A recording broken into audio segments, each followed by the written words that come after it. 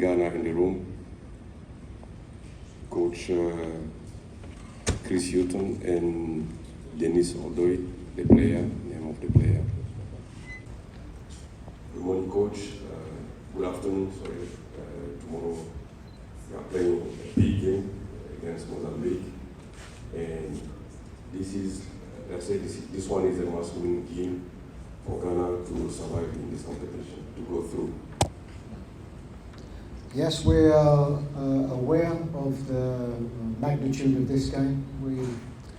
We know that this is a game that we have to win. Our preparation going into the game has been the same as in the two previous games, and all we can do is prepare the team to play a very tough match, as all of these games are. And to make sure that we put in a level of performance that allows us to win the game. Dennis, after drawing in the first two games, what did you correct? How did you prepare this game against Mozambique? We only drew the second game, we didn't. Oh yeah, you lost the first one, sorry. No, it's important for us. I think if you look at the performance from the second game in comparison to the first game, the performance was better. So we also need to look at the game, analyze it, go over it as a team, look at things that went well, that were better, and things that we could still do better. And hopefully we can just keep growing and put on a good performance tomorrow. First question. Hello. My name is Kwame Juman. I'm from Ghana Television. My question goes to the head coach, Chris. Chris, we find ourselves in a very similar situation to the last Afcon. Losing our first game, drawing our second game, going into the final game where we needed a result to qualify. What's the conversation in the camp like ahead of this game against Mozambique on the back of that performance? I think we are all aware that this is a situation that we would rather not be in. You know, we would rather have more points, and we feel certainly from the performance and the goals that we conceded that we should be in a better position, but we are not. So the conversation is not difficult. This is a game we have to win. The level of performance, I think the players and I think most people appreciate that the level of performance in our game against Egypt was better than our level of performance in our first game with Cape Verde. So the players know what it will take to get a result. There are no easy games in this tournament, and we will come up against a Mozambique team also knowing that they have to win the game. So we have to be physically and mentally prepared for this, and the players know this. Le rouge, c'est lui qui est rouge. Satish Shaker in Cars Magazine for Chris. No doubt you know the history of Ghana being the African team of the 1960s and having won the tournament 4 times. Does that put more pressure on you to perform here, or do you just see it as, well, I'm here now, this is what we have to do, and just carry on, or is that pressure actually helping you? No, I think of the pressure that you go into every tournament with. I don't think it's a reflection of the past. There isn't anybody that's associated with the Black Star that's not conscious of the trophies that we have won and the dominance in the past that the team has shown in this competition. But this is a different year. There is always pressure. There's always pressure if you are a Black Stars head coach. There is always pressure if you are a Black Stars player. This comes with the game. But, you know, we have a group of players, as does every team, that go into pressurised games at club level, albeit to win the league, or to make sure they stay in the league, or to stay in a cup competition, to stay in a European competition. So levels of pressure as head coach you're used to, and also the players, and it comes with the job, and you have to accept it, and you have to welcome it. Yeah. I'm Stalin Black. I work with Drive in Ghana. My question goes to Dennis. I recall after the first game against Verdi, you did mention that you and your colleagues will need to be aggressive enough in your play. Based on your conversation with the rest of the boys, what is the mentality like approaching that game against Mozambique tomorrow?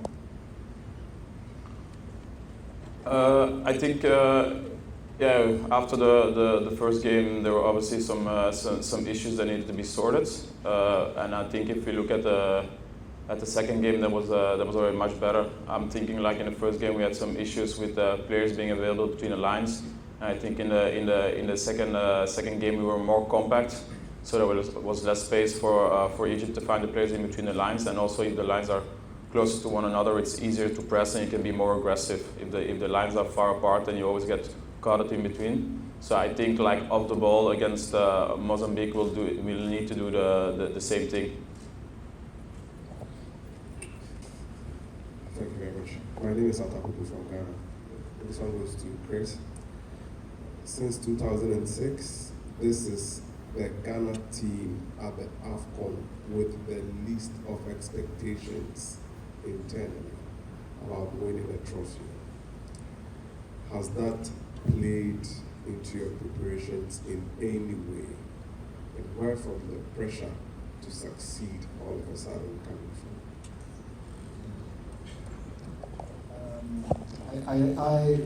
I think I understand the question.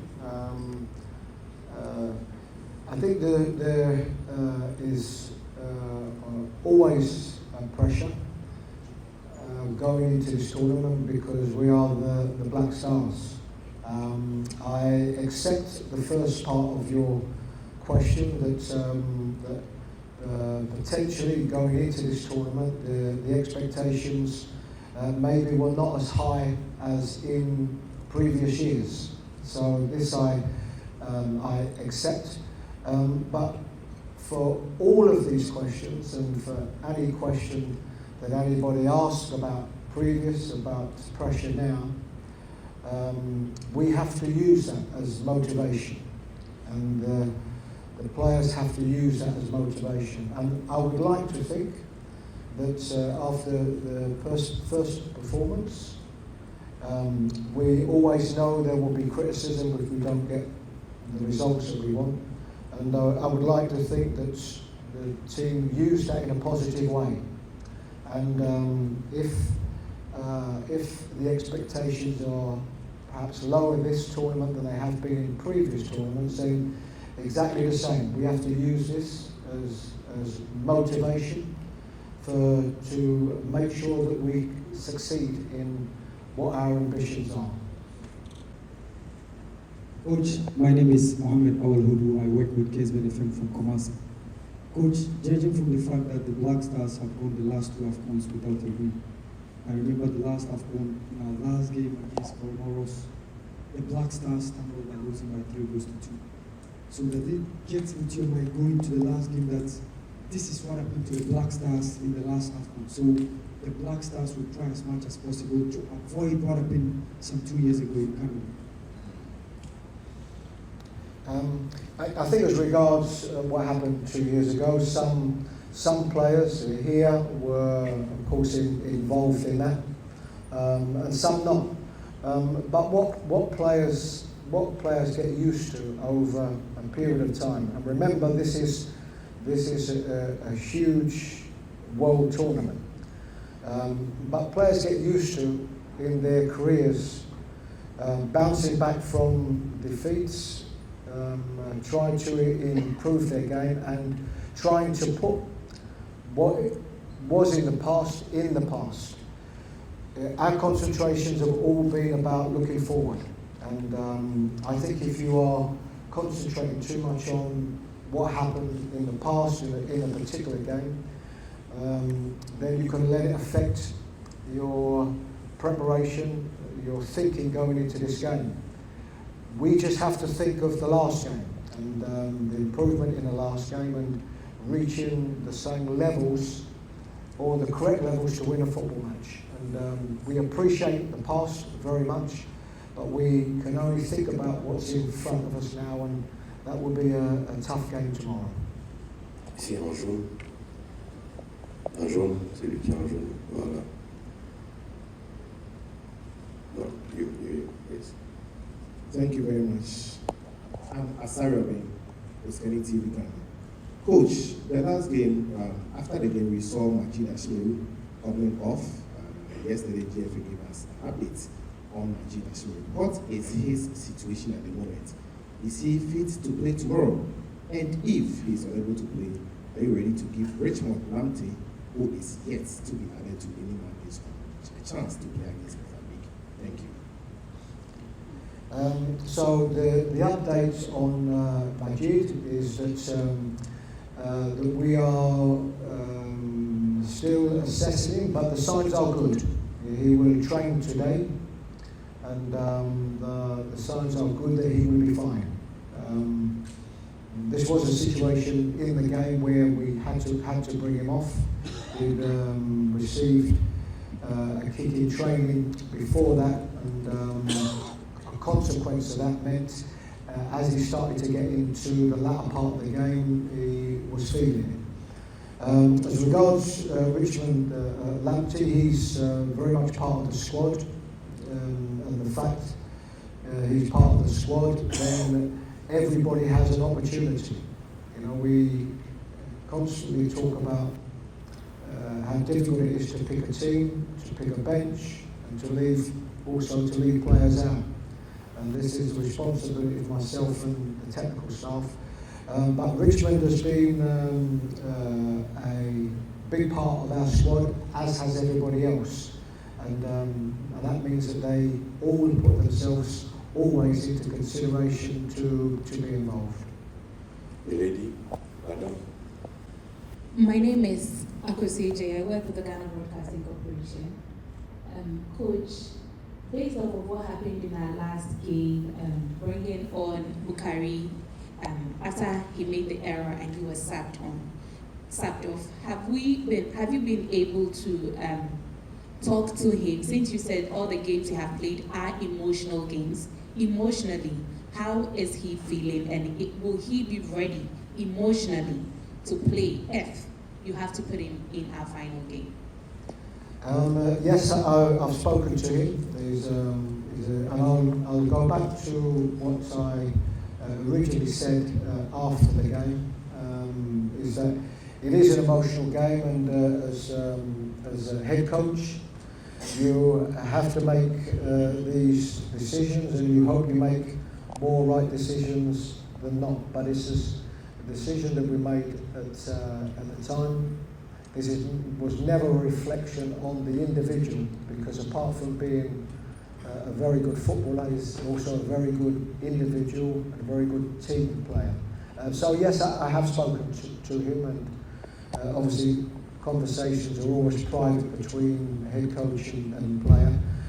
But yes, this was a necessity for me to be able to speak to him as soon as I could. And I can tell you, it wasn't that evening, because still there are a lot of emotions in the game. But the first opportunity that I had the next day to speak to him, I have.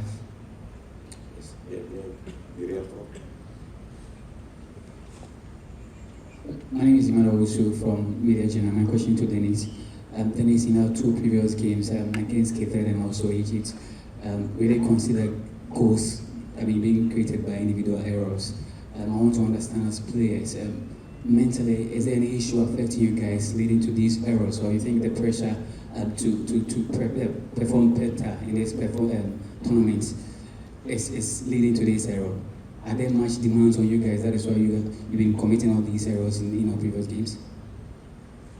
Yeah, it's true that maybe, let's say, 3 of the 4 goals we conceded we could have avoided, but yeah, this is part of sports and football in general, and we don't blame any individuals. If we said in the dressing room as well, we win together, we lose together. I don't think it's due to the pressure. It's just sometimes at this level you make certain decisions, and if you make the wrong decision, then yeah, it can be fatal. And unfortunately for us, it's been fatal on a few too many occasions. But I don't think this is creeping into people's heads. I think we need to learn from it, and then in the upcoming game try to avoid the smallest mistakes and maybe not take too much risk to avoid any unnecessary goals against. Si.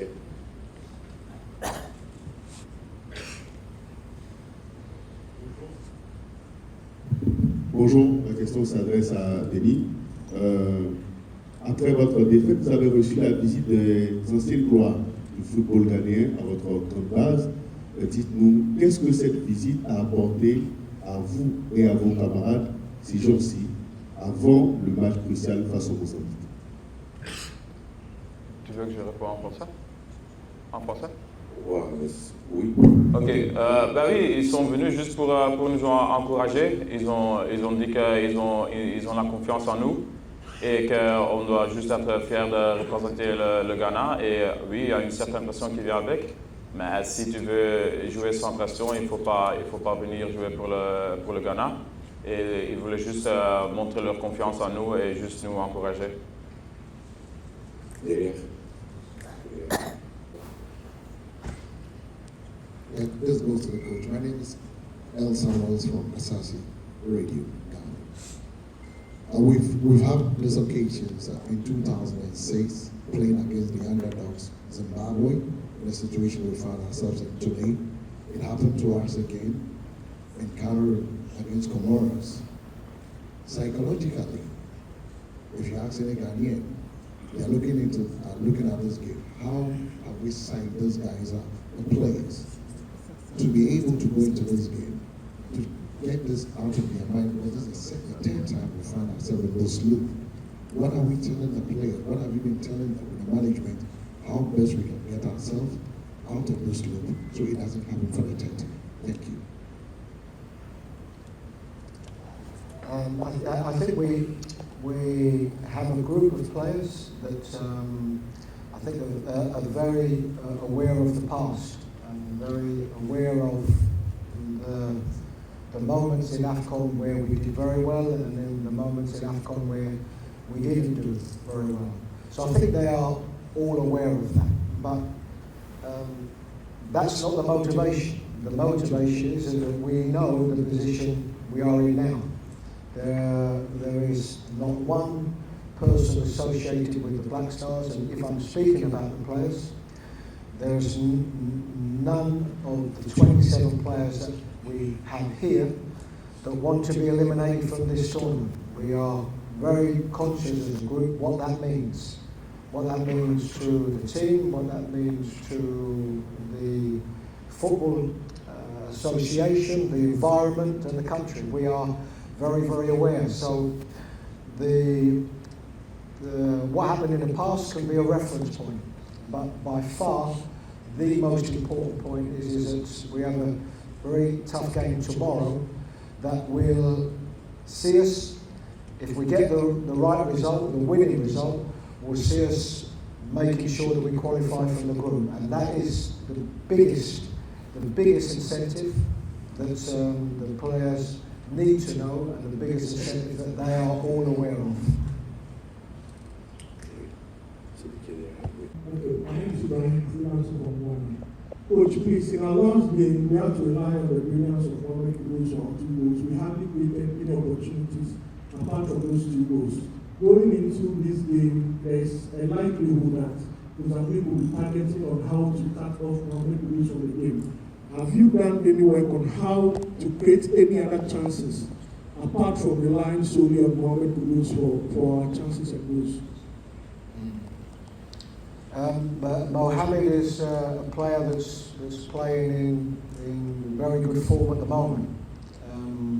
Of course, he scored the 2 goals, but we also have to take into account that we were also playing against a very, very good team, a team that would be one of the favourites to lift this trophy. I think a team that in the last time they won it, I think conceded 2 goals in the whole of this tournament. So it's about scoring goals wherever that comes from. And what we want is to be able to create more opportunities for the team as a whole. The goal before we scored, of course, was from a set play, from a corner, which is an area that we hadn't scored too many goals from. So it doesn't really matter where the goals come from. We prepare ourselves the exact same way going into this game as the last game and the last game.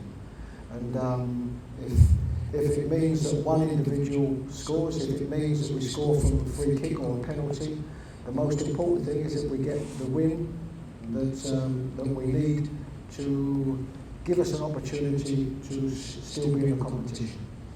Yeah.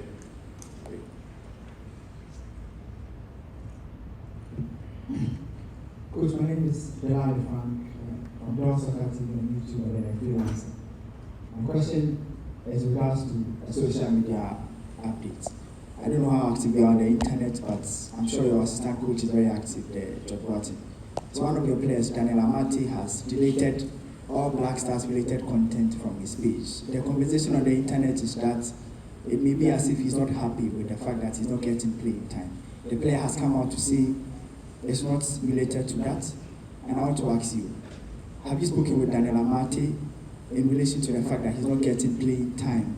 And how is the player taking the fact that he's one of the experienced players in the team, but he's not being featured so far? Thank you. But firstly, in any relation to social media, I am not on social media myself, so I would have to say most things I don't see, but I have a head of media that obviously informs you of anything that is put on there or we see. In reference to the particular player, is the same reference to all the players. I would be very surprised if there is any player in the squad that is happy that he's not playing.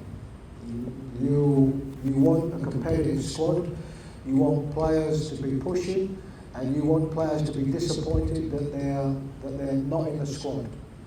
This is, for me, a normal emotion and a normal reaction from players. As regards the individual himself, Daniel is an extremely good professional that trains well, always wants to make himself available and a player of great experience. But he's also a valuable member of this squad, has been in this squad for a long time. As head coach, you use the opportunity to speak to as many players as you can. It's not always easy. We have 27 players and our workload between the games is quite a heavy workload as regards the analysis work that we do, the video work that we do. But we try and spend as much time as we can speaking to all the individuals we can. And yes, Daniel is one that I've spoken to regarding not starting in the 2 games. But Daniel is one of 27 players. And we have to try and communicate with the players the best way that we can. But as you can imagine, we can never speak with all of the players all of the time. But we try the best that we can. Last question for you. All right. My name is Joseph from Ghana Web. Okay, Coach, this is a follow-up to my colleague's question that he asked about the fact that we have opportunities when it comes to creating chances up front. Coach, well, the past few matches that you've been in charge, we've struggled to see the Black Stars create chances from set pieces. Is it that we are not working to score goals with set pieces because we see a number of chances with set pieces, sometimes corner kicks, free kicks and all that. What is the issue? Because gone are the days we had, I don't want to refer to that, but gone are the days we used to have Sule Muntari, ACN, and Apia, great chances from set pieces. He scored a goal, Scarborough against Nigeria at the 2008 Afcon, and it was from a set piece. How are we going to materialize our great chances from set pieces? Because we saw Baby scored a nice wicket against Mozambique. As regards working on set plays, if I could tell you my experiences, as regards working on set plays, we would work on set plays before every camp, and to the qualities that you are after in a set play is one is good delivery, one is good timing and aggression in the box. And the other one is sometimes luck, where the ball can bounce in the correct place and somebody's there. So on any period that we haven't scored, or any game we haven't scored, it is never down to the fact that we have not worked. But I can tell you my experience as a coach. I've had periods where you've worked on set plays week after week, and not scored, and then maybe for a 2-week period or so you've not worked so much, and then in that period it's the time when you score. It's making sure that you are covering all bases, defensively and offensively, and when them opportunities arrive where the ball falls in the right place, where the run is right, that you are there. And I say it is about quality and aggression, but one thing I can assure you is that before every camp, before this tournament, and during this tournament, we will continue to work on our set plays. This was the last PC of the day. Thank you very much. Thank you, Coach Chris. Thank you. And you welcome.